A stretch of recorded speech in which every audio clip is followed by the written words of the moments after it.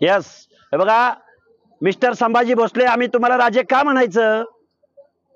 कारण तुम्ही जर छत्रपती शिवरायांचे वारस असता, तुम्ही जर राजर्षी शाहू महाराजांचा वैचारिक वारसा असता, तर तुम्ही पहिल्यांदा या रयतेच्या म्हणजे 18 पगड जातीच्या बलुत्याच्या आलुत्याच्या भटक्या विमुक्तांच्या आंदोलनाला भेट दिली असती। मिस्टर संभाजी भोसले, राजा आता राजा राणीच्या पोटात नाही, डॉक्टर बाबासाहेब आंबेडकरांच्या संविधानाच्या मतपेटीतनं जन्माला येतो। त्यामुळे आम्ही तुम्हाला आता राजा म्हणणार नाही।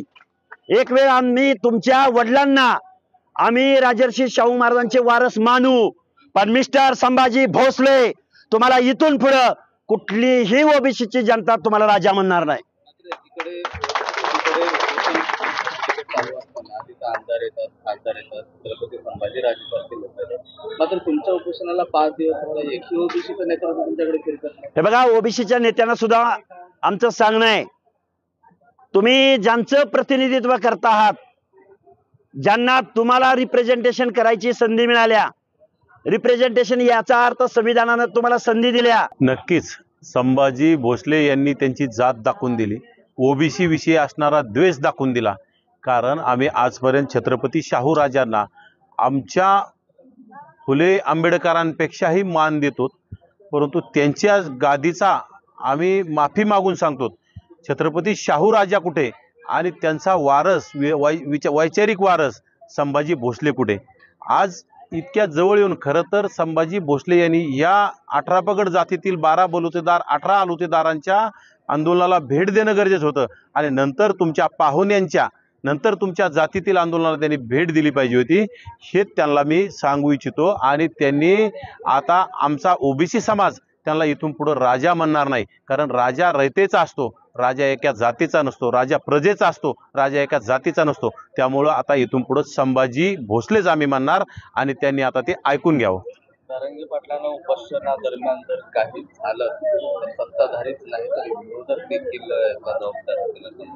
जरांगेला उपोषणादरम्यान काही झालं तर सत्ताधारी आणि विरोधी पक्ष उपोषणा जबाबदार राहतील आणि आमच्यासारख्या गरिबांच्या लेकरांना उपोषणादरम्यान जर काही झालं तर याला जबाबदार कोण राहणार आहे?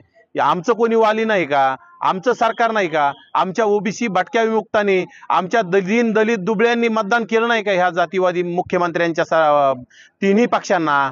म्हणजे आम्ही त्यांना जाब विचारतोय, तुम्ही फक्त एका मराठ्यांचं जर तुंतुनं वाजत असेल तर येणाऱ्या काळात ओबीसी सुद्धा सज्ज झालेला आहे। 18 पगड जातीतील भटके विमुक्त, दीन दलित मुस्लिम हा आता सज्ज झालेला आहे। यांच्या पाठीत तुम्ही खंजीर खुपसताय, यांच्या विरोधात तुम्ही वारंवार षड्यंत्र करण्याचं काम करताय। त्यामुळे येणाऱ्या काळात तुम्हाला जशास तसं उत्तर। आणि आता राजा कुठं राणीच्या पोटातून जन्माला येत नाही, डॉक्टर बाबासाहेबांच्या संविधानानं मतपेटी दिलेली त्या मतपेटीतून जन्माला येतोय। त्यामुळे येणाऱ्या काळात मतपेटीचा विषय लवकरच जवळ आलेला आहे। त्यामुळे या मतपेटीतून राजा आम्ही कोणाला ठरवायचं आमचा ओबीसी समाज ठरवेल आणि नक्कीच ओबीसीचा मुख्यमंत्री झाल्याशिवाय राहणार नाही।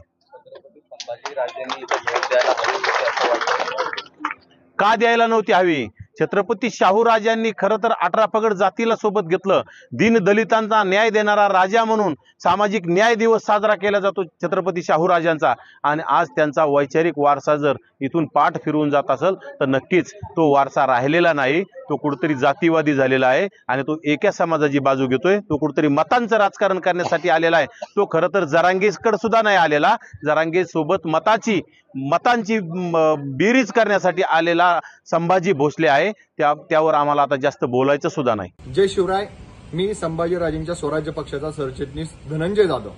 आज छत्रपती संभाजी महाराजांनी अंतरवाली सराटी येथे मराठा आरक्षणासाठी आमरण उपोषण करणारे मनोजराव जरांगे पाटील यांची भेट घेतली।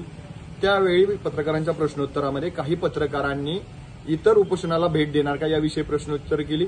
त्यावेळी छत्रपती संभाजी महाराजांनी सांगितलं, लोकशाहीने घटनेला दिलेल्या अधिकारानुसार मनोजदा आंदोलन करत आहेत, कोणाला आरक्षणात घ्यायचं नाही हे न्यायालय ठरवेल, हे संविधान ठरवेल। परंतु या गोष्टींमुळे पुढे उपोषणाला बसणाऱ्या ओबीसींचा स्वतःला मसिहा समजणाऱ्या लक्ष्मण हाकेंनी पातळी सोडून, नवनाथ वाघमारेंनी पातळी सोडून छत्रपती शिवाजी महाराज, छत्रपती शाहू महाराज यांच्या गादीचे, यांच्या विचाराचे वारसदार असणाऱ्या छत्रपती संभाजीराजांवरती खालच्या थराची टीका केलेली आहे। एक महाराष्ट्रातला शिवभक्त या नात्यानं, लोकशाहीला मानणारा, संविधानाला मानणारा एक कार्यकर्ता या नात्यानं मी या दोघांचा निषेध व्यक्त करतो। परंतु आपण धनगर समाजाचं प्रतिनिधित्व करतात लक्ष्मणजी, आणि तुम्ही धनगरांना एसटी मध्ये टाकण्यापेक्षा धनगरांची माती भिडवून, ओबीसींची माती भिडवून गाव गाड्या वस्त्यांमध्ये दंगली घडवत आहात. तुम्ही खालच्या दाराची टीका मनोजदांवरती करत आहात, छत्रपती संभाजीराजांवरती करत आहात. या सगळ्या गोष्टींचा जाब तुम्हाला मराठा समाज, त्याचबरोबर महाराष्ट्रातील 18 पगड जातीची जनता विचारणार आहे. अहो भले भले छत्रपतींविषयी बोलल्यानंतर माफ्या मागतात. तुमची झाटकी पत्ती हो हागे. तुम्हाला ही लाचची चेतावणी आहे. तुम्ही संयमानं वागा, सबुरीनं वागा. मराठा ओबीसी वाद लावण्याचं काम करू नका. तुम्ही तुमच्या धनगर समाजाला एसटीमध्ये टाकण्यासाठी प्रयत्न करा, परंतु मराठ्यांनी काय करावं, छत्रपतींनी काय करावं, संभाजीराजांनी काय करावं याची उपदेशाची डोस देऊ नका. अन्यथा तुमचा जितेंद्र आव्हाड व्हायला वेळ लागणार नाही.